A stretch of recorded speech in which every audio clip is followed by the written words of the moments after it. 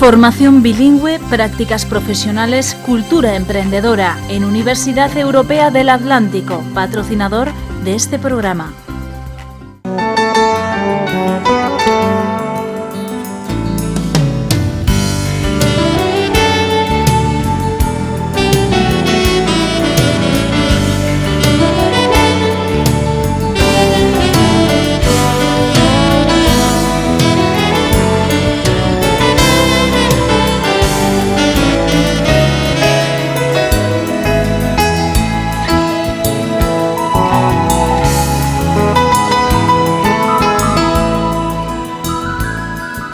¿Qué tal? Buenas noches, bienvenidos una semana más a Sin Acritud. Hoy viajamos por el mundo, por los 5 continentes, de la mano de nuestro siguiente invitado, un viajero empedernido, ya sea por gusto, por conocimiento o por la pasión de vivir nuevas aventuras. Es santanderino y siempre va con su cámara en mano para fotografiar e inmortalizar cada momento, cada paisaje y cada civilización o cultura que se encuentra.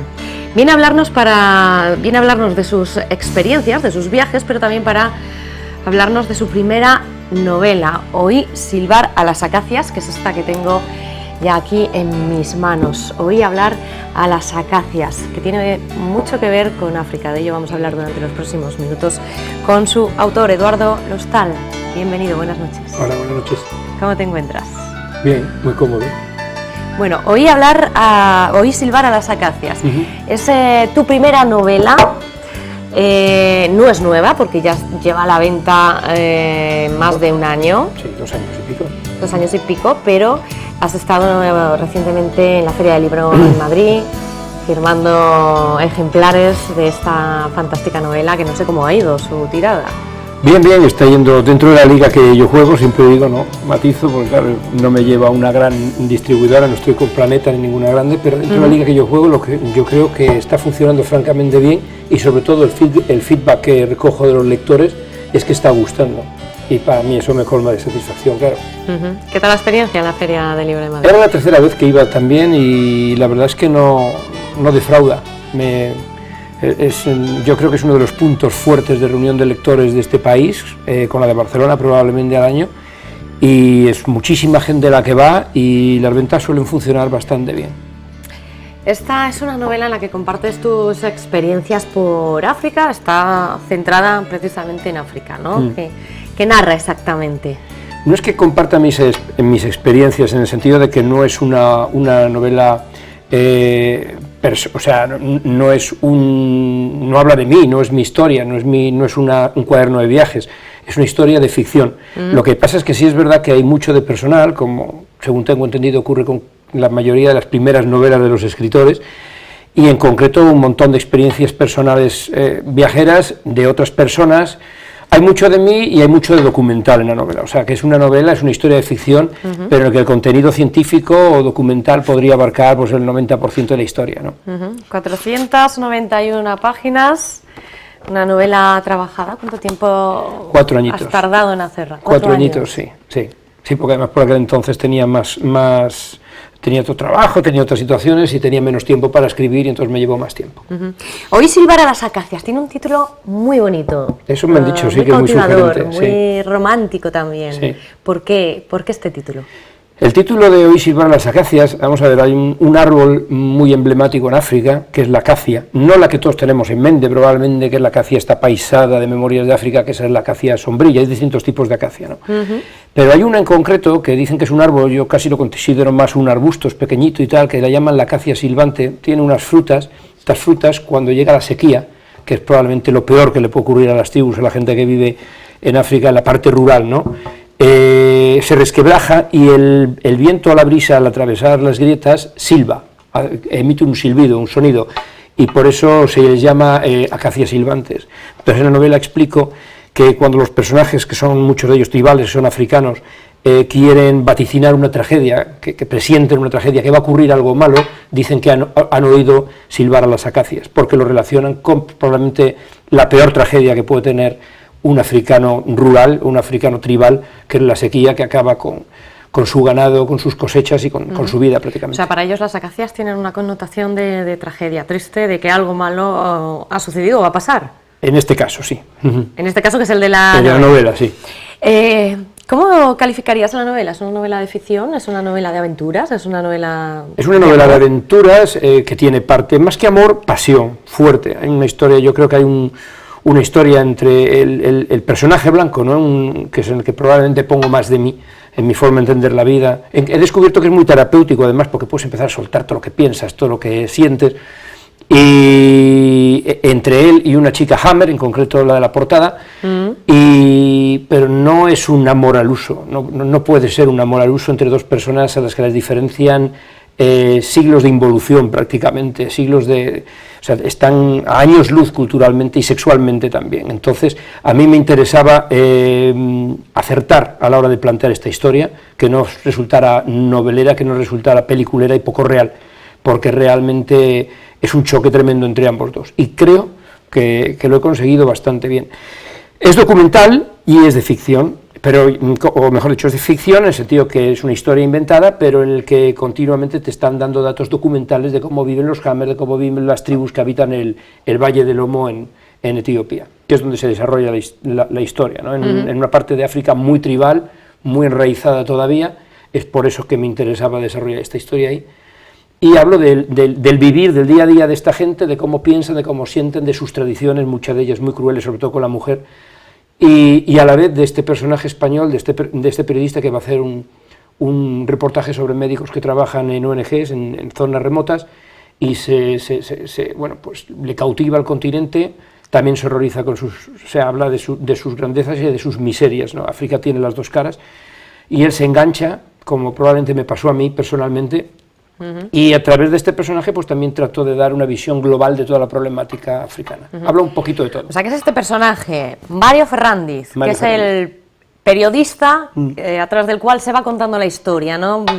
No exactamente. Se va desarrollando parte de la historia. Sí, no, la estructura es de un personaje cuenta su historia, otro personaje, o sea, no ellos, porque no está escrito en primera persona, ¿no? Empiezas con uno, saltas a otro, lo dejas, saltas a otro, al final algunos de ellos van a confluir, pero son como tres historias diferentes, algunas de las cuales confluyen.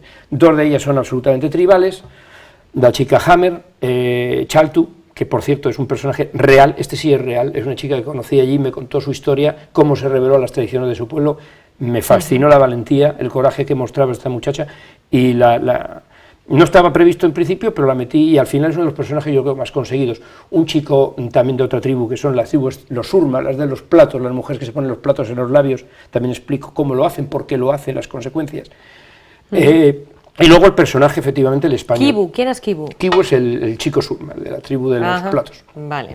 Son quizá los personajes más relevantes de... Son los más relevantes en una novela muy coral, porque intervienen distintos personajes, luego están los médicos, todo. A través de ellos, ya te digo, no me ciño solamente a la problemática tribal o a la realidad tribal, sino que trato de dar una visión de toda la problemática africana, toco un poco todos los palos, ¿no? Desde la sanidad y el problema de las patentes farmacéuticas, hasta el furtivismo, hasta pues, las guerras intertribales, las tradiciones, como te he dicho, o sea, un poquito de todo. Y esto no es ficción, esto es real. Esto es real. Esto es lo que sucede Es ficción, allí. pero basada en la realidad. O sea.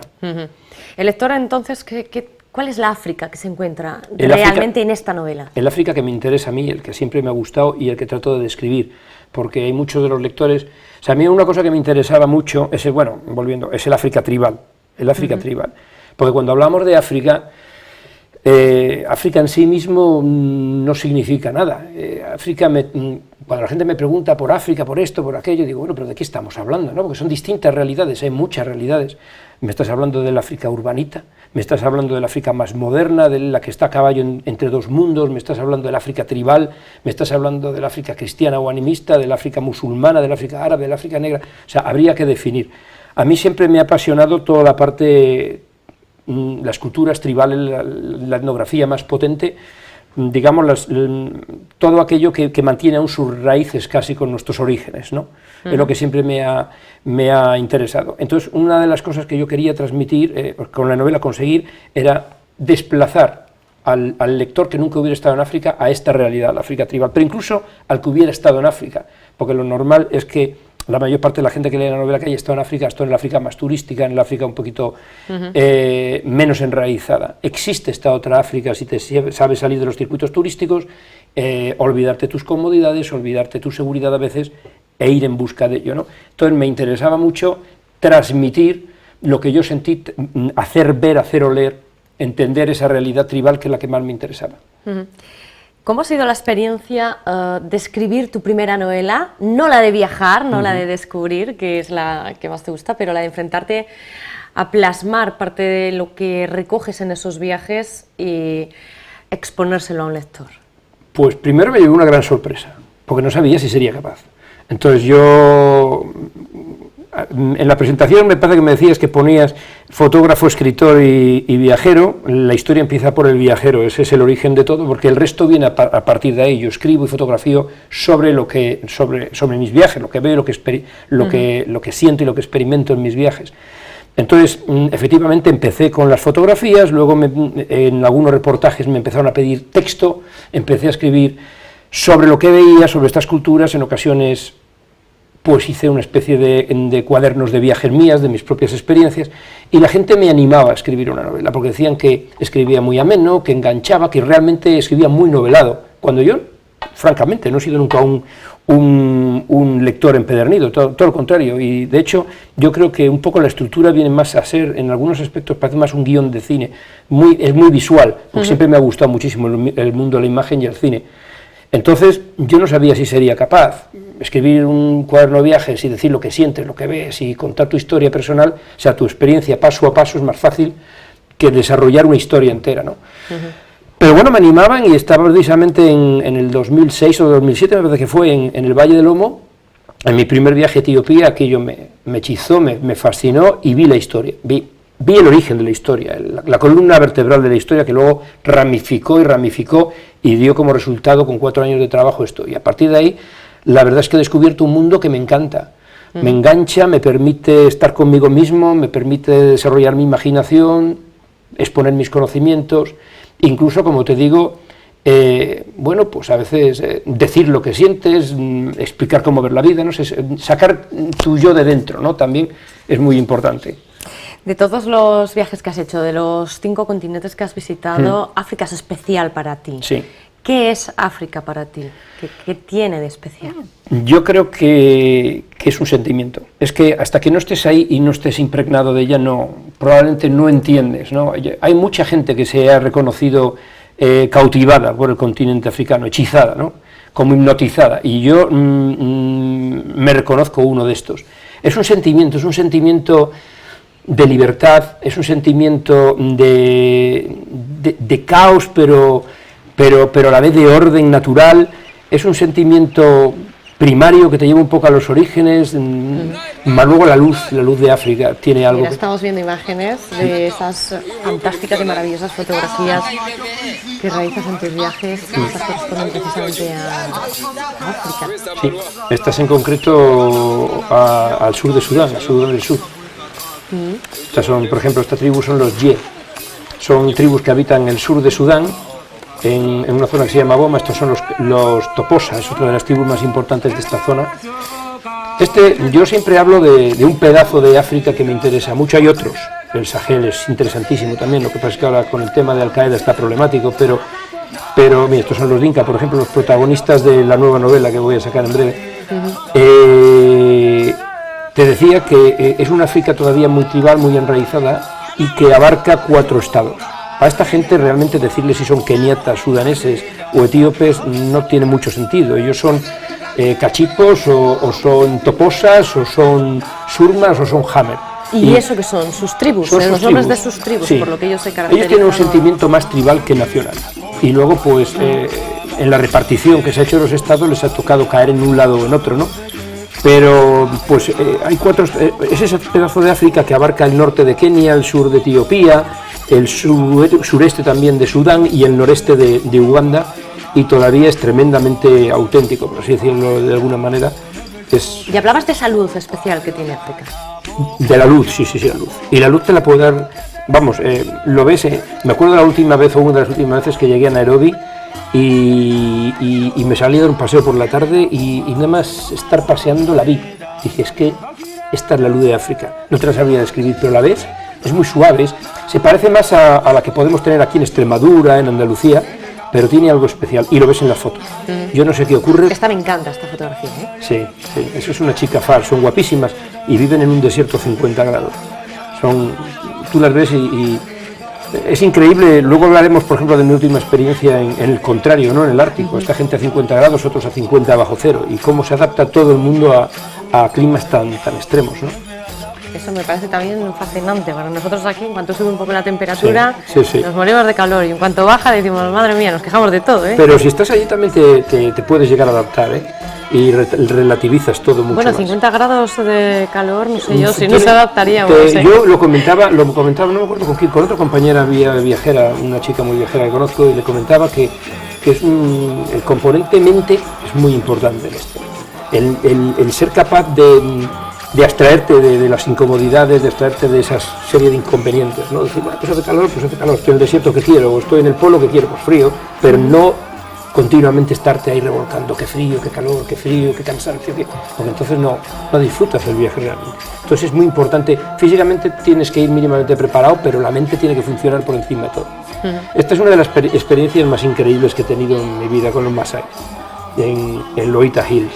Estuve conviviendo con ellos en total más de 2 meses, había ido 4 veces ya en busca del Gran Eunoto, que es la ceremonia de graduación de los guerreros Masáis, y la última vez pues estuve casi 2 meses conviviendo con ellos, me recibieron, me aceptaron, me dieron nombre guerrero a mí, y bueno, tuve una convivencia muy buena con ellos, y al final pude presenciar uno de los acontecimientos tribales más impactantes que puede haber en el mundo, y muy difíciles de ver, porque ocurren en zonas muy remotas, porque nos anuncian, porque lo deciden cuando quieren, y salvo por la BBC, fotógrafos como yo, National Geographic, gente que se dedica a esto, pues realmente es difícil verlo, ¿no? Porque además tampoco aceptan que vaya por allí cualquiera a interferir. Claro, eso te iba a preguntar, porque digo, ven a alguien tan diferente a ellos que llega allí con una cámara de fotos y se pone ahí a quitarle su espacio, su intimidad, igual... Bueno, te voy a quitar un poco el romanticismo, ¿no? Esta gente te pide dinero siempre. ¿Ah, sí? Sí, te pide dinero siempre. O sea, en África se ha corrido ya la noticia de... ¿En las tribus? En las tribus. Anda. Entonces, la diferencia está te das mucha cuenta este es el Eunoto, esto es espectacular, son guerreros masáis. Te das cuenta de cuándo es una zona más turística y cuándo no, precisamente por lo que te acosan para el dinero, ¿no? Y si es una zona turística están acostumbrados casi hasta contar los disparos que haces y te piden precio por disparo en muchos sitios. Si vas a zonas como esta, que no es nada turística, no es así. Pero ¿qué pasa con esta gente? Que está acostumbrado que llegue BBC, National Geographic, y entonces les paga una pasta gansa. Entonces cuando llegas tú allí y te pones a negociar, te piden de salida, te hablan de unas cantidades que no te lo pones ni tú, tienes que negociar y tal, pero es que si no, es que eso es inevitable. Vale, pasa que ahora me he roto un poco los esquemas con esto de que te piden dinero, porque el concepto, ves las fotografías, el concepto que transmiten es que viven en pleno contacto con la madre naturaleza, es decir, no me les imagino consumiendo. Bueno, sí consumen. Vamos a ver, ellos tienen, entre ellos sigue existiendo el trueque, y entre ellos funcionan su moneda de cambio principal, en concreto las tribus de África, la mayoría es el ganado. Pero por supuesto tienen acceso luego a los mercadillos cada localidad o cada área tiene un mercadillo el fin de semana, y vienen comerciantes de distintas partes de Kenia y les van a pedir dinero, en algunos casos trueque, pero normalmente dinero. Si quieren, ellos pueden hacer moratina, la cerveza tradicional de los masáis, pero moratina para 7.000 personas es un trabajo tremendo, entonces terminan también comprando cerveza. Esa que vemos es la fotografía, o la que veíamos hace un instante, de la portada de tu libro Y silbar a las acacias, ¿no? ¿De qué tribu es esta? Los Hammer. De los Hammer. Sí. Bueno, pues vamos a continuar. Por cierto, que te he dicho que están fantásticas las fotografías, que me encantan. Gracias. No sé si las podremos ver en alguna exposición. Estoy en ello. La última, la verdad, es que ya se remonta hace, no sé, 4 o 5 años. El problema de la crisis afecta también a esto, porque al final ofertas y oportunidades hay, pero montar una exposición, porque además a mí me interesaría montar una exposición con fotografías que ya he expuesto, es muy fácil, pero ya están súper expuestas. A mí creo que desde entonces tengo un material nuevo mejor y que me encantaría poder exponer, pero falta financiación. De cualquier forma, estoy trabajando en un proyecto a 4 o 5 años vista, personal, en el que me implicaré, si es necesario, también económicamente, y con una exposición potente y con unos libros de fotografía donde pueda desarrollar todo el trabajo que he realizado. Por eso... ¿Que veremos aquí en Santander? Sí, probablemente empezar aquí, confío, y luego pues lo moveré. Por eso estoy esperando 4 o 5 años, para que ya abarque un poco, pues me quedan por ahí una serie de cosas que quiero fotografiar antes de meterme con ello, para que sea lo más completa posible. Vamos a ver otras fotos que has realizado por África en otro de tus viajes. Tenemos fotos, no sé si las podemos también relacionar un poco con oír silbar a las acacias, no sé si tienen algo que... No, las otras que he traído no las vas a poder relacionar porque no te he traído fotografías de estas tribus. Son trabajos posteriores y volvemos al tema de los masáis. Mira, terminando con el tema del dinero, si tú vas a estos sitios efectivamente te van a pedir dinero porque eso ya, como te digo, está súper, vamos, extendido y de ahí no pasas. Pero sí es verdad que si no es una zona turística, una vez que llegas a un acuerdo, ya te dejan en paz. Tú puedes convivir con ellos 2 meses, ellos se vuelcan, ellos están contigo y no te vuelven ya por fotografía lo que te dé la gana y no tienes ningún problema en ese sentido. Y por supuesto, lo que sí es verdad es que no basta con el dinero. O sea, primero tienes que caerles bien, tienen que aceptarte, tienes que romper el hielo, tienen que verte, si no, tampoco con dinero lo arreglas, te dicen que tienes no. Tienes que ser aceptado, ¿no? Efectivamente. Dentro de lo que... Ten en cuenta que la ceremonia se va a celebrar contigo o sin ti, con dinero o sin dinero. Ahora, si viene el hombre blanco, quiere verla, quiere fotografiarla, quiere estar ahí y les echa una mano con la financiación, pues no le hacen ascos. Esa es un poco la idea. Aquí volvemos a las tribus, a los Ye, en Sur Sudán. Son muy típicas las mujeres Ye. Esta es una mujer Ye también, aunque no tiene el tocadito, esa especie de corona que tenía ahí colgando en la frente. Esas cicatrices que llevan en la cara son... Escarificaciones, es muy típico en muchas tribus africanas. Esto es un poblado de Toposa, también en Sur Sudán. Bueno, no sé qué percepción tienen ellos del resto de la gente que procedemos del país más desarrollado. Pues, ¿cómo nos ven? ¿Cómo... Dinero. Ellos ven dinero en sinceramente, lo que más les interesa de ti es que tú eres una persona, para ellos económicamente eres un portento, un potentado. O sea, no entienden que una persona con 600 euros que puedas llevar en el bolsillo y una botella de leche en el frigorífico pueda tener problemas, no entiende. Yo recuerdo una vez en Nairobi me paró una persona en la calle, después de una conversación me pidió a ver si le podía ayudar. Y empezamos a hablar ahí, me preguntó si había mendigos en Europa. Yo le dije que sí. Me dijo, claro, serán africanos. Dije, no, son blancos. Y no se lo creía. Blancos pidiéndote, o sea, los blancos son todos ricos. Digo, no, hay gente que tiene problemas y serios, no se lo creen. Porque los problemas de aquí comparados con los de allí, te puedo garantizar que no tienen nada que ver, ¿no? Entonces, ellos efectivamente nos ven de esta manera y el problema es que solamente ven el brillo de la sociedad, el brillo de lo que ven por televisión, quieras que no, tienen acceso ya muchas veces a televisión, pues eso, el que tú tienes dinero, el que tú tienes coches, el que tú tienes una serie de cosas. Eso es lo que ven, lo que jamás se plantean, por ejemplo, es el precio de la vida. Aquí yo recuerdo con los Rendile también en el norte de Kenia, otra tribu de allí, una conversación que tuve, una tribu además que me trató de maravilla, y me encanta hablar de estas cosas, intercambiar, ellos te enseñan, tú aprendes, ellos aprenden, se intercambian distintos puntos de vista en la vida, y hablando de estos temas, pues eso, yo les decía lo que ganaba aquí, claro, alucinaban. Yo les decía, pero claro, luego pasé a decirles lo que costaba la vida aquí. Me acuerdo que les hice una comparativa. ¿No? Ahora te voy a explicar lo que costaría una casa como la tuya, por supuesto no era una casa como la suya, que era una choza, pero sería el equivalente, digamos, ¿no? O una comida como la que tú me has ofrecido. Y claro, no daban crédito, dicen, eso no lo puedo pagar yo en toda mi vida. Digo, pues, entonces, el problema de la gente, eso es un tema además que me interesa mucho y que veo que hay mucha inquietud, porque la mayoría de las presentaciones de mi libro, firmas y tal, veo que suelo entablar diálogos, coloquios, y las cuestiones derivan mucho temas existenciales del tipo de qué sociedad es más feliz, se puede ser feliz así, se puede no ser feliz, cómo nos ven, si tan felices son, cómo es que vienen en pateras. Entonces se me ha ocurrido escribir sobre esto. Yo creo que una novela de contenido, no tratando de tener respuestas, porque es muy difícil, pero dando pistas, porque hay inquietud al respecto, ¿no? Entonces, yo creo que uno de los problemas es ese, que ellos solamente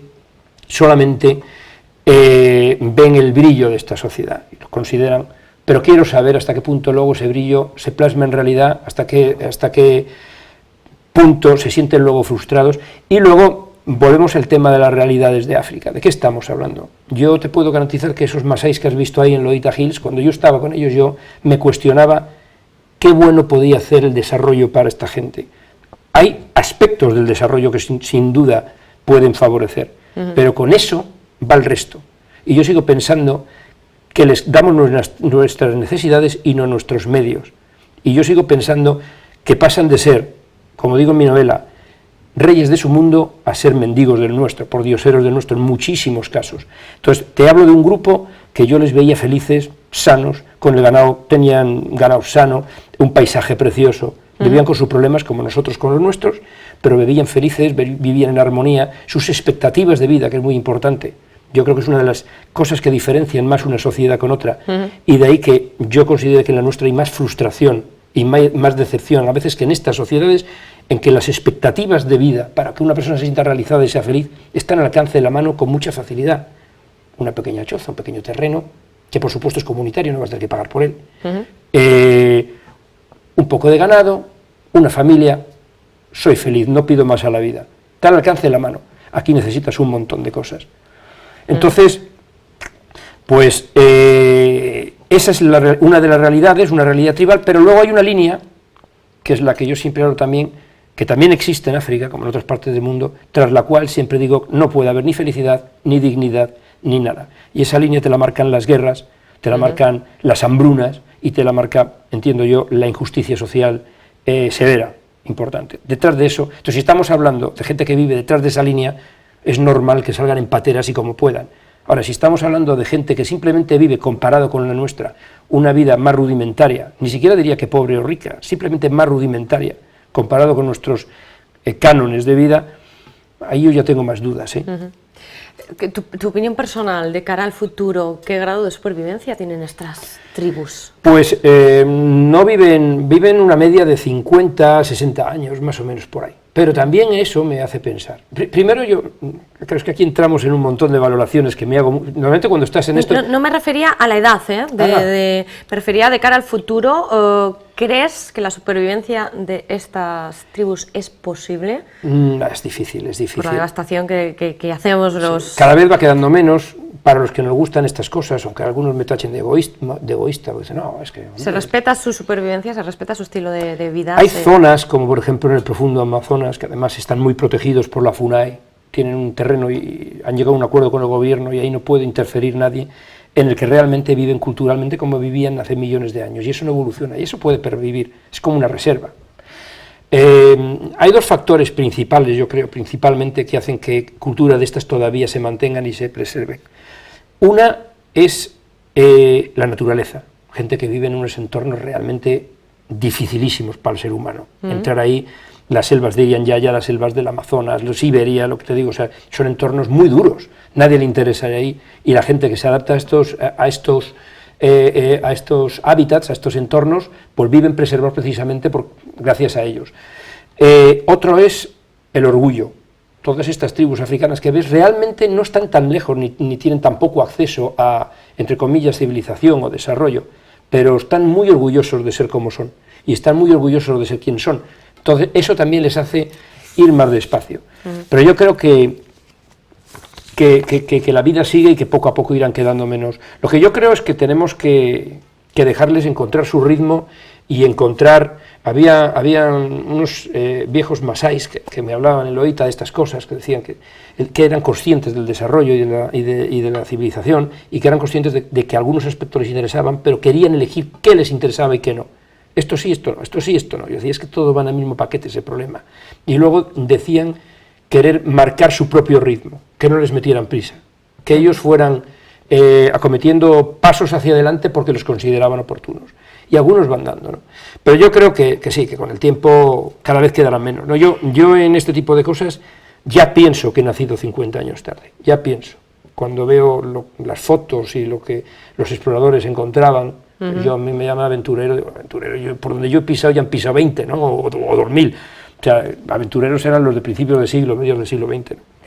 ¿Qué pregunta te han hecho en alguna ocasión que te haya llamado mucho la atención? Uy, ahora no me... A ver, ¿qué pregunta? Bueno, mira, una que está reciente, que fue muy graciosa, para que te hagas una idea, porque los nenets de Siberia tampoco es que no tengan contacto con el mundo exterior, ¿no? Ellos van a la ciudad, a la última ciudad, y al sale allí tienen televisión, algunos tienen hasta un piso, pero sin embargo, cuando te encuentras con una chica que me encuentro en la calle y les dices, ¿de dónde vienes?, te preguntan, y dices, de España, ¿y dónde está España? Y dices, pues lejos, muy lejos. La pregunta que me hizo es, ¿cuántas veces cambiaste de Reno para venir desde aquí? Porque asumen que vienes en trineo, claro, o sea, no hay otra. Entonces, o cuando te preguntaban de dónde venías, qué tan lejos, pues siempre decían, más allá del río Obi. El río Obi puede estar no sé, a 100 kilómetros como mucho. Para ellos eso ya es, más allá no debe de haber mundo, ¿no? Entonces son cuestiones, y estamos hablando de una tribu que, insisto, no vive tampoco en la inopia y está en contacto con el mundo exterior, pero luego tienen esa ingenuidad, entre comillas, bueno, pues de que viven muy encerrados en su mundo, ¿no? Me hablas de Siberia, que precisamente es, creo que el último viaje que has realizado, ¿verdad? Sí. Y además tenemos fotos para poder reflejar un poco esa experiencia también y poder imaginarnos a los nenets, decías, ¿no? Sí. Vamos a ver también esas fotografías en pleno círculo polar ártico, ¿verdad? Muy potente, es una experiencia, primero, totalmente... Ahí para morirse de frío. Sí, bueno, ahí es todo lo contrario al desierto del podría. Danakil. Aquí yo llegué a estar a 30 bajo cero, pero estos en invierno pueden estar a 60, 70 bajo cero, y que no sé cómo lo pueden soportar, porque a 30 ya esté la marinera, pero bueno, una experiencia, es un mundo blanco. Yo cuando el cielo se ponía encapotado gris y había niebla, es que era como vivir dentro de una bola de algodón. Tú mirabas para donde miraras, no veías más que blanco, blanco, blanco. No te podías orientar, no sabías ni cómo se orientaban ¿Qué ellos. temperatura soportáis aquí?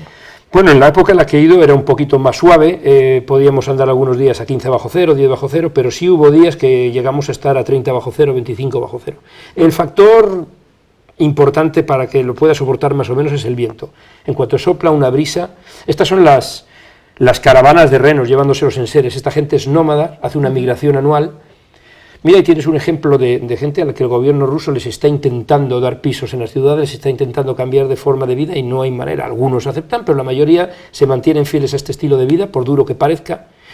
Yo siempre suelo decir que el grado de dureza de esta gente es superior al nuestro en el aspecto físico. Nosotros vivimos en una sociedad más cómoda, no hacemos grandes esfuerzos físicos, ¿no? Fuerza física no necesitamos, sin embargo, probablemente la nuestra es más exigente en el aspecto mental, en el estrés mental. Esta gente vive en ese sentido mucho más tranquila. Es otro tipo de dureza la nuestra. Y ellos siguen fiel a esto, siguen queriendo vivir su vida. De hecho, los chicos, la mayoría de ellos, cuando terminan el colegio, vuelven con los padres y siguen trabajando así con sus renos, manadas de renos, nomadeando un año, otro año, de uno para otro. Caray. ¿Volverías? Sí volvería, sí. ¿Te Sí, gustó la volvería. experiencia también? Muy diferente a África, claro, un contraste completamente... Volvería a muchos sitios, lo que pasa es que también tengo esa curiosidad. He vuelto a sitios, de hecho. O sea, yo ya no hago los viajes del típico de voy aquí, ya no vuelvo aquí, no, porque me puede interesar fotografía, otra cosa que me entero, vuelvo al mismo sitio, porque a medida que viajas te enteras de cosas, hasta que no estás ahí. Por ejemplo, acabo de llegar de aquí, de repente he descubierto 2 tribus más de estas, por decirlo de alguna manera, 2 grupos más espectaculares, uno por Mongolia y otro también en Rusia. Pues ya tengo esa inquietud de ir a fotografiarlos, ¿no? Entonces, pero el problema es que dices, volvería, sí, pero es que quiero fotografiar también esto y otro, y viajar aquí, y viajar allá. Entonces, te tiene que interesar mucho para volver a un sitio, porque Pues tienes la inquietud de ver otros, claro, entonces no hay tiempo para todo. Tiempo y dinero, los grandes problemas de la humanidad, ¿no? Por cierto, ¿cómo financias En tus este viajes? caso a mis hombros. Digamos que es mi prioridad en la vida, es mi gran lujo y me quito de otras cosas para lo que otra gente se gastaría en otros aspectos de la vida, pues yo a viajar. ¿Viajas solo siempre? ¿O hay ocasiones que tus amigos se apuntan y dicen, venga, pero eso es otro tipo de viajes. ¿De este estilo no? O sí, pero yo cambio el chip. Bueno, por supuesto hay que marcar dos etapas. Yo antes estaba casado hasta hace 10 años, 9, y solía viajar con mi exmujer. Pero desde que me divorcié y empecé a viajar solo, incluso antes de divorciarme, descubrí otra forma de viajar y otra forma de sentir el viaje. Y quiero viajar solo a estos sitios. No solo porque tú mides lo intrépido que dejas de ser, puedes llegar a ser o no, aceptar los riesgos, que si va otra persona contigo ya te tienes que preocupar ya por ti y por la otra persona, que igual va mejor que tú, cuidado, pero en principio tú aceptas los riesgos, tú marcas los límites, ¿no? Eso es porque asumes preocuparte por la otra persona. Hombre, se supone que es una persona llegada a ti normalmente, pero además es que vives el viaje con otra concentración. te empapas de todo lo que sientes, te empapas de todo lo que ves, tienes más introspección, te da para pensar, incluso no solo en el viaje, en la vida en general, y me encanta. Entonces, este tipo de... Y luego las decisiones las tomo yo, me quedo aquí, voy allí, si vas con más personas ya tienes que consensuar, ¿no? Llegar a un acuerdo, ¿no? Como los políticos. Pues entonces, me va la mayoría absoluta en esto. Entonces, el asunto... ser el auténtico protagonista de tu propia aventura. Efectivamente, pero luego me decías, pues sí, hay veces que digo, de hecho lo he hecho, un viaje con mi novia, con mi hermano, que nunca había ido a África, tengo ya mis contactos allí con los que puedo organizar nuestro propio viaje, tenemos nuestro coche, nuestra infraestructura, y les hago viajes. De hecho estamos preparando uno para principios de año, pero entonces yo cambio el chip. Entonces yo ya llevo la cámara, no vaya a ser que aparezca la foto del siglo y me la haya dejado en casa, pero no voy a fotografiar, no voy a descubrir, voy a que descubran ellos, voy a viajar a través de sus ojos y casi disfruto viéndoles disfrutar. Lo que hago es no de guía, porque tengo mi propio guía, yo por mucho que vaya, yo soy de aquí, yo necesito... Bueno, pero ya eres el conocedor un poquito de la zona. Más experiencia que ellos tengo y les doy esa confianza, les sirvo de enlace, que la gente pues no sabe cómo actuar, o le da miedo, o no confía, y contigo pues tienen esa confianza de que tú ya lo has hecho antes. Viajas solo, pero buscas, como decías, tus guías en la zona en la que recaes, ¿no? Sí. Importante. Es muy importante. Es muy importante. Primero, como te digo, es fundamental entender que no es tu mundo. Y el día que lo olvides, pues tener un problema. Muchos de los accidentes que yo he conocido de viajeros o de gente que ha ido ahí, turistas y tal, es porque se olvidaron de este factor, de que no estaban en su mundo y que puede haber peligros o circunstancias que ni se imaginan, ¿no? Entonces es importante que alguien te guíe, pero luego también, sobre todo cuando vas a nivel tribal, no solo necesitas un guía, digamos general, si te vas recorriendo una zona amplia, necesitas luego tus guías locales o de cada tribu, un contacto que te introduzca, que haga que te acepten, que te sirva de intérprete, etcétera, etcétera, etcétera. Es complicado, entonces. Y por supuesto a veces conductores, cocineros, porque yo no cocino nada, yo me tengo que llevar mi cocinero. Y cuando no comes lo de ellos, pero siempre llevas algo contigo por si acaso. Y a veces porteadores, ¿no? Cuando tienes que llevar, si vas en un coche no hay problema, pero si tienes que hacer una expedición por la selva y es un trekking que llamamos ahora, ¿no? Y tienes que llevarte la casa a cuestas, pues necesitas un grupo de porteadores. Entonces te reúnes con un equipo, pero de aquí yo solo. Pero lo buscas allí el equipo. No, yo normalmente ya ese trabajo lo hago aquí. Ya tienes contactos para organizarlo desde aquí. Cuanto más voy viajando, más vas conociendo gente que controla zonas y que tiene otros contactos a su vez, entonces es más sencillo, claro. Se va ramificando la rama de contactos que tienes y tal, pero incluso si voy a una zona como esta que no conocía, pues bueno, hoy en día con internet vas buscando y tal, te fías un poco, nunca he tenido ningún problema en este sentido, y trato de, por lo menos lo que es el itinerario principal, aunque luego allí lo puedas variar, puedas improvisar, puedas cambiar, porque a veces estos viajes no puedes llevar una cosa muy estructurada, porque luego surgen infinidad de circunstancias, ¿no? Pero lo principal y la ruta la tienes un poco en mente, porque si no, yo he encontrado muchos viajeros, mochileros, que tienen mucho mérito, de estos que van a la aventura e improvisan, pero o tienes mucho tiempo o te dejas mucho por el camino, pierdes mucho. Yo recuerdo a un chico que encontré, un israelita, y yo estaba en el lago Baringo, en el norte de Kenia, con los Pokot, una tribu que vive allí, y llegó él, y cuando yo le dije lo que había visto, no daba crédito, es que no sabía ni que existía, y llevaba no sé cuánto tiempo en África, pero entre que te enteras, en que buscas quién te lleva, en que no sé qué, en que no sé cuánto, y como hemos dicho antes, el tiempo es uno de los grandes problemas de nuestra sociedad, ¿no? Y no son baratos estos viajes, ¿no? Para perderlo por el camino. ¿Cómo fue tu experiencia por América, por el Amazonas? Pues también muy potente. Es que las selvas son duras, ¿eh? Las selvas son duras. Y el Amazonas, la que más. Yo he estado y probablemente vuelva el año que viene a la selva de Irianyaya. Es una selva muy engorrosa, es prácticamente una ciénaga en la que vives, bueno, de hecho las tribus que viven allí viven en las copas de los árboles, construyen las casas en los árboles, son como monos, y vives, te pasas todo el tiempo que estás allí con el agua por el pecho, por la cintura, pues continuamente anegado aquello. Pero no tenía la sensación de que la selva te devora, que tienes en el Amazonas, ¿no? La cantidad de insectos, la cantidad de bichos que te hacen la vida imposible allí es tremenda, pero a la vez es precioso, es ir por esos ríos rodeados con esas paredes de vegetación que parecen infranqueables, y de pronto con un machete te vas metiendo, que cuando te dicen por aquí, dices ¿por dónde?, ¿no? Y vas avanzando y te encuentras pues estas también formas de vida allí, pues es increíble, ¿no? ¿Quién es la protagonista de esta foto? Pues esta es una chica Yanomami, es una tribu que vive por Brasil y sobre todo en este caso la mayor parte de ellos están en la zona del Alto Orinoco en Venezuela. Los Yanomami, si no te profundizas mucho en la selva, ya pues han estado en contacto con misioneros y tal, y les puedes ver ya pues con más harapos y ropas y cosas de estas, y echas un poco a perder, la verdad sea dicha. Pero ¿Echas un poco a perder? Sí, se han dado mucho al alcohol y estas cosas. Anda. Sí, sí. Es lo que te decía antes de convertirse en pordioseros de tu mundo o de darles tus necesidades y luego no saberlos orientar o no darles tus recursos, ¿no?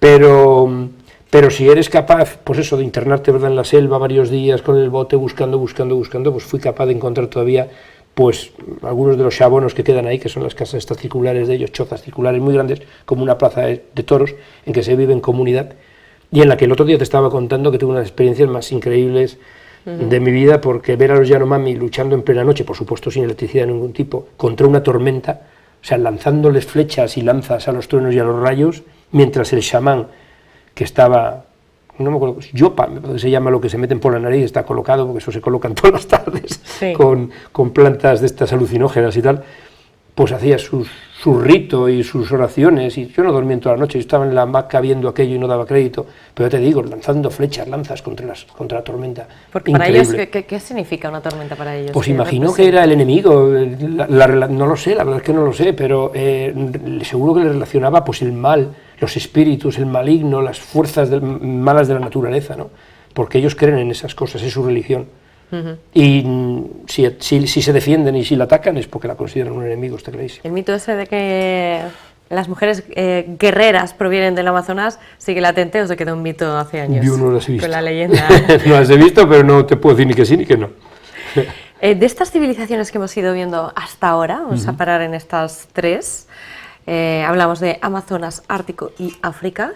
¿Qué papel juega la mujer en ellas? ¿Es diferente o es similar en todas? Es muy similar, eso es una cosa que me llama mucho la atención, ¿no? El machismo, porque es la pura verdad, el papel preponderante del hombre, que probablemente yo creo que tiene que ver con si tú observas a la mayoría de las especies animales, ese es el rol de cada uno, ¿no? Gana la fuerza bruta, por así decirlo, es la que se impone, porque he pensado, ¿no?, cómo culturas tan dispares, unas en Asia, otras en África, por más que bueno, te puedan contar que originariamente venían del mismo sitio, lo que tú quieras, pero tú ahora las ves tan dispares, y sin embargo el papel de la mujer suele ser de inferioridad, el papel de la mujer suele ser de hacer las tareas más duras que hay, desde llevar la casa, los trabajos más duros, parir los hijos, etcétera, etcétera, mientras que el hombre, en el mejor de los casos, si guerrea, pero no se guerrea tanto ya, caza y toma decisiones, vive mejor,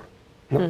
Entonces, por ejemplo, en África, y en esta novela lo cuento, la cantidad de barbaridades que se infringen físicamente, porque muchas veces son las propias mujeres las que las infringen, porque tienen,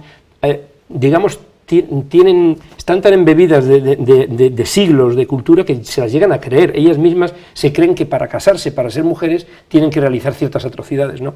Y, ¿entre ellas cuáles, por ejemplo? Pues entre ellas la ablación, entre ellas lo que hablábamos de los labios estos, de ponerse los platos, que esto viene de siglos atrás, lo explico en la novela, cuando las tribus del norte, las arábicas, los tuaregs, los vela, venían a hacer cacería de esclavos y de esclavas negras en las provincias del sur, pues para perder belleza de cara a sus captores empezaron a mutilar. Hay los tuperí en el Chad también lo hacen, se destrozan los labios, las surma, las cachipo, las mursi, bueno, es un grupo que se llaman los suri en general. Muchos grupos de estos empezaron a infringirse destrozos pues para no ser guapas y que no interesaran a los secuestradores. Luego ha quedado ya implantado en su cultura como un símbolo de belleza. Y hoy en día si no lo haces no te casas ni se te reconoce, ¿no? Nos vamos a Oceanía. Muy bien. ¿Otra de tus grandes aventuras? Pues sí, porque sí, es otro de mis grandes retos como viajero. Yo creo que hay dos retos que cuando me preguntan los tengo como los dos grandes retos que me pusieron a prueba. De hecho, de estos que te dan dudas cuando vas a ir y dices, Dios mío, ¿no? Te entra un poco de canguelo, dices, a ver dónde me estoy metiendo, ¿seré capaz, no seré capaz? ¿Seré lo que creo o no lo seré, ¿no? Y te ponen a prueba. Uno fue la experiencia efectivamente en Irian Jaya. Irian Jaya es la isla de Papúa, la parte oriental es Papúa Nueva Guinea, que es el país independiente, y la otra es una provincia que pertenece a Indonesia que se conoce como Papúa Occidental o Irian Jaya. y es uno de los puntos probablemente, tribalmente hablando, más primarios de la Tierra. Lo que hay ahí todavía es increíble y todavía se cree que se pueden encontrar grupos metidos en la selva que no han visto personas occidentales, hombres blancos. Yo te puedo decir que las tribus con las que estuve no era la primera vez que veían un hombre blanco, pero sí todos aquellos individuos que tenían de 12 años por debajo probablemente no habían tenido contacto con ningún hombre blanco anterior a mí y alucinaban, claro. Y como te digo, es que el problema radica primero en que son entornos muy agresivos. Las selvas son muy agresivas, el cansancio, los mosquitos, la humedad, y luego algunas de estas tribus pues todavía tienen su peligro, porque contactar a los Korowai, que mantienen un canibalismo ritual, pero canibalismo a fin de cuentas, pues conlleva un cierto peligro. Estoy pensando en volver ahí, por cierto, el año que viene, porque no estoy contento con las fotos que hice en su día. ¿Qué son estas que estamos viendo? Estas es un Korowai, precisamente, que como verás, mira, los pies son tan prensiles como las manos, al final están súper adaptados para andar por los árboles. Ellos construyen sus casas como mínimo a 12 metros de altura. Este es un yali, estos ya no son caníbales, ya lo han perdido, y viven en una zona más montañosa, menos selvática también, allí en Irian Jaya. Indonesia todavía es un punto para los que nos gustan estas cosas, que te ofrece muchísimos tesoros humanos. Sí, mucho por descubrir. Sí. Bueno, pues ahí queda pendiente ese viaje, ¿no? Es que de repente se me ha ocurrido, lo tenía un poco como cerrado, pero he dicho, concho, creo que estoy haciendo ahora mejores fotos, y de cara a este proyecto que te estoy diciendo, de cara a 3 o 4 años, del libro de exposición, digo, y si vuelvo y hago mejores fotos aquí y tal. Luego es que he visto las que ha hecho Sebastián Salgado y eso es una espinita que tengo ahí. Pues nada, aquí estaremos para contarlo. Muy bien. Nos ofrecemos para acompañarte también, que suena muy bien. Pero como ya sabemos que te gusta viajar solo... Estábamos hablando de mis dos grandes challenge, o sea, no sé la palabra en inglés, en español, aventuras, tú dijiste, bueno, uno era el viaje a Irian Jaya, retos, esa es la palabra, retos. Uno era el viaje a Irian Jaya y el otro viaje era el de Siberia, el que acabo de hacer, que también por desconocido y por donde me estaba metiendo y porque no tenía ninguna experiencia al respecto, yo te puedo decir que el día que llegué en Rusia me entraron todos los temores. El día anterior a salir, que además me empezó a contar el día de problemas que había tenido con congelaciones, con esto, con tal, dije, Dios mío, ¿dónde me estoy metiendo? Yo estoy acostumbrado a los climas tórridos, podré con esto, no podré con esto, pero luego pensé, bueno, si otros lo han hecho, vuelvo a lo mismo, tiene que funcionar la cabeza ante todo, y al final tampoco es para tanto. Bueno, de Oceanía nos vamos a Asia. Sí. A Birmania. Es que Asia es uno de los continentes probablemente en que más se están perdiendo todas estas culturas tribales, a una velocidad increíble. Entonces todavía quedan algunos países donde puedes encontrar realmente una cultura muy buena, o sea, muy arraigada. Parece un cuadro esta foto, ¿eh? Que parece un cuadro. Sí, es preciosa, la verdad. Esto es Bután, los niños en Bután en un colegio. Esos países de los que te hablo, uno es Myanmar, o sea, la antigua Birmania, y el otro es Bután, por ejemplo, en Bután, también Nepal, algunos rincones, aunque ya es muy turístico Nepal. Vietnam, yo es que hace mucho... Bueno, Nepal ahora mismo que está sufriendo pues las consecuencias del último terremoto. Sí, efectivamente. Mira, esta es la isla son los cazadores de ballenas en la isla de Lembata, en el pueblo de La Marela, está en Indonesia, con sus pateras, es una especie de Moby Dick moderna, ¿no? Esto es Nepal, precisamente. Y como te digo, pues Asia cada vez hay muchos tesoros de estos. Yo iba en busca de fotos que había visto en libros de etnografía y que se habían hecho hace 10, 15 años, y cuando llegué a los sitios ya prácticamente no quedaban más que los viejos, digamos, con ese tipismo que yo buscaba, ¿no? Pero Myanmar todavía es muy interesante, Bután desde luego, Vietnam, yo hace mucho que no voy, cuando empecé a ir prácticamente se acababa de abrir y no sé si se habrá estropeado ya o no, para mi gusto. El Yemen, por supuesto, también era una pasada, pero ahora con los problemas que hay, pues... Todo esto es Myanmar. Esta es la procesión de las pagodas en el lago Inle, que es súper colorida y es preciosa. Tiene una cultura budista muy arraigada también. Estas son sus traineras, como las de Pedreña y compañía aquí, solo que, como ves, reman con los pies. Ellos cuando salen a pescar... No tienen problema de peso ahí las traineras, ¿no? Reman con los pies, ese es el punto diferenciador. Debe ser todo un espectáculo verlo también, ¿no? Sí, es muy espectacular y muy colorido. Y como te digo, pues mucho budismo alrededor. Bueno, pues fantásticas también las fotografías. Yo no sé si hay algún, de todos los viajes que has hecho, De todos los puntos o retos que te marcas de cara al futuro, pero yo no sé si hay algún país al que te gustaría viajar, Sí, que por circunstancias sociopolíticas, socioeconómicas de la actualidad te limita, te prohíbe poder... Hombre, llegar sí, allí. hay dos puntos. Uno es, a mí de África, puedo decir, creo que conozco, de lo que quiero conocer, de la realidad que quiero conocer, poco me queda, la verdad sea dicha. Pues África es grande, ¿eh? Sí, pero el África tribal, arraigada, esto que yo busco, queda todavía, pero poco. Un país que me interesa mucho y que ya voy a cometer, ya lo estoy preparando para el año que viene, es Angola, y el otro, que es el al que te podías referir, es Níger. Níger es un país que me apasiona, pero ahora mismo por la situación sociopolítica que hay, por el tema de Al-Qaeda, el AQMI islámico ahí metido y tal, sinceramente con eso no juego. Está muy, muy peligrosa la zona, y además ahí, yo me he metido en zonas donde hay la gente está armada, donde hay mucho conflicto armado, zonas como Sur Sudán en medio guerra todavía, pero la cosa no va directamente contigo. Te puedes ver metido en un problema, pero no va contigo, pero con Al-Qaeda sí tú eres el objetivo. Y luego mi otro gran reto, y no sé si lo conseguiré, como te lo estaba comentando antes, son las tribus aisladas del Amazonas.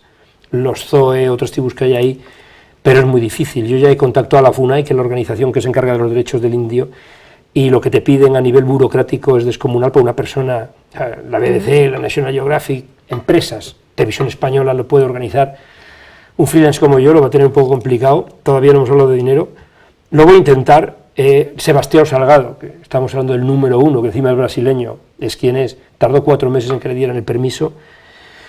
Va a ser difícil, también te digo una cosa, prefiero que sea difícil, aunque me lo pueda llegar a perder. Una persona enamorada de estas cosas como yo sería una pena, ¿no? Para mí sería la guinda del pastel a una vida de viajes, conseguir llegar a estas tribus absolutamente aisladas, ¿no? Que viven desnudos todavía, que no tienen ningún contacto o esporádicos contactos con algún antropólogo o algún fotógrafo, pero nada más, ¿no?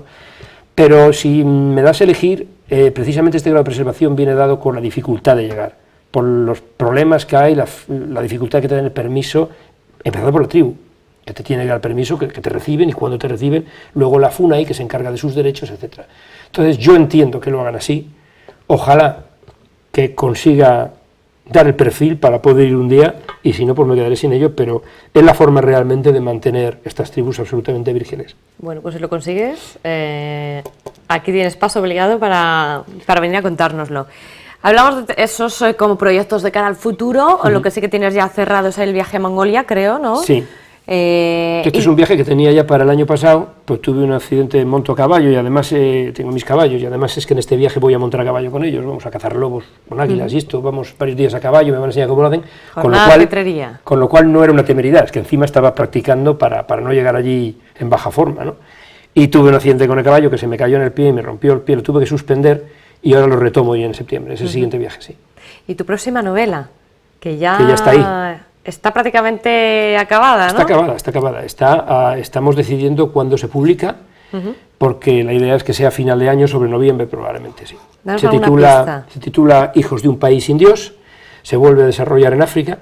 Esta sí que no tiene absolutamente nada que ver conmigo, está basada en hechos reales, es una novela dura que te cuenta todo lo que aconteció en el sur de Sudán durante la guerra civil que asoló el país, pues a partir de 1987, prácticamente hasta 2005, 2006 que terminaron, y que prácticamente siguen, ¿no? La verdad es que las cosas han cambiado, no tanto como parece, pero yo creo que es uno de los grandes desastres humanos que ha habido en el mundo, de ellos, de los más desconocidos. A mí una de las cosas que me llamó la atención cuando me enteré de lo que había ocurrido ahí, es que por aquella época yo estaba en Madrid queriendo ser actor, que era lo que quería, con el Mundial de España, viviendo mi vida ajeno a toda esta realidad, mientras en Sudán estaban ocurriendo estas barbaridades que son, pues, por hacerte una idea, del nivel, pues, de cualquier genocidio, ¿no? Del nazi, de los judíos, del de Ruanda, de los Balcanes.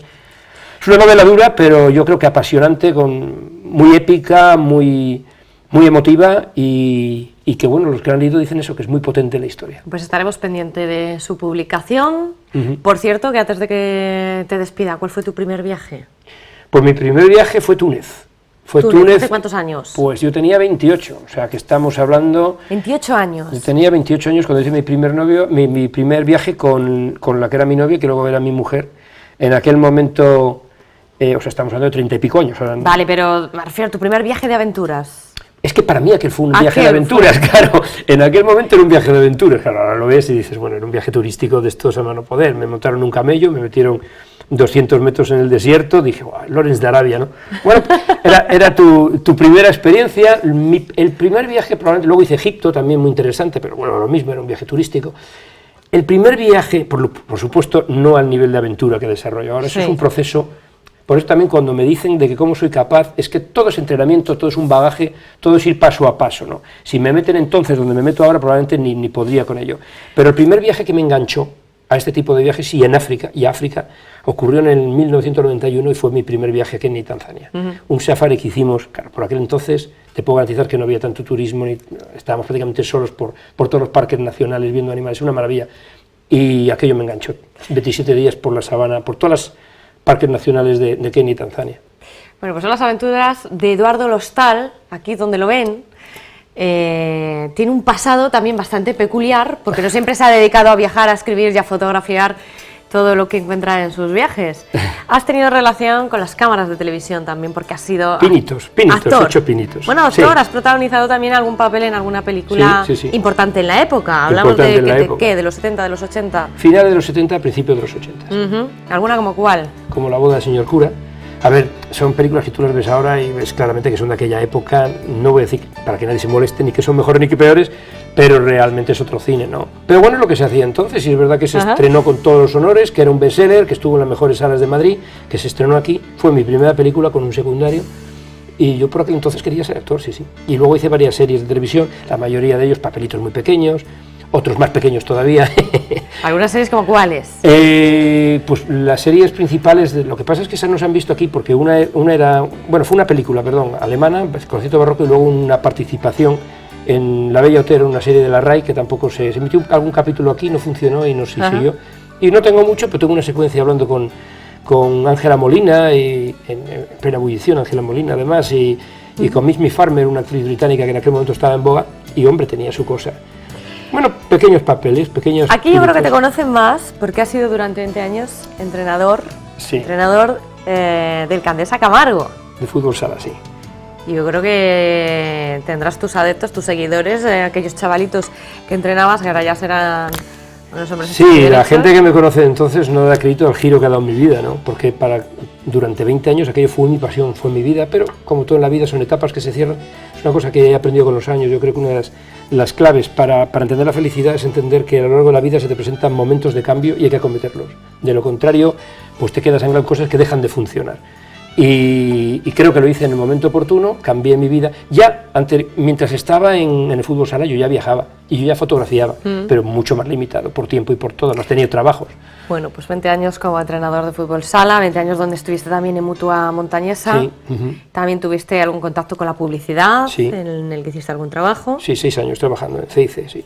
Vamos, que te ha dado tiempo a aprovechar y a exprimir muy bien. Yo ya cuento mi vida por décadas, para bien y para mal, ¿no? Entonces cabe un poco todo, ¿no?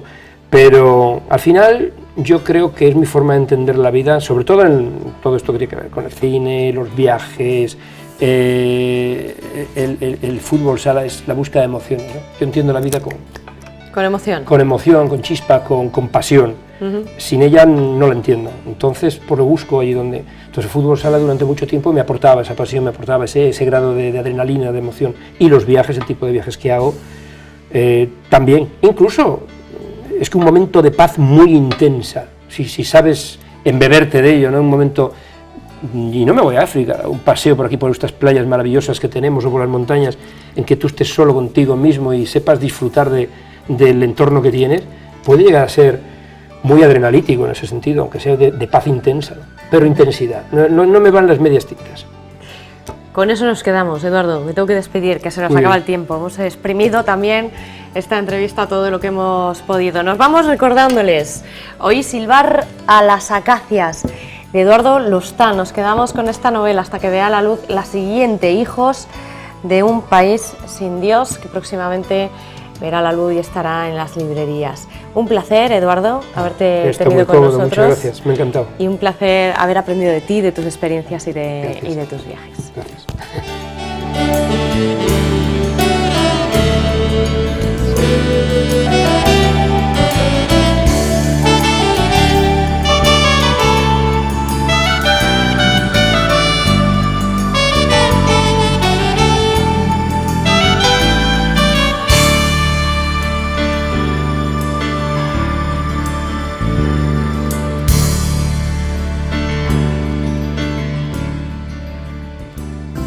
Universidad Europea del Atlántico les ha ofrecido este programa.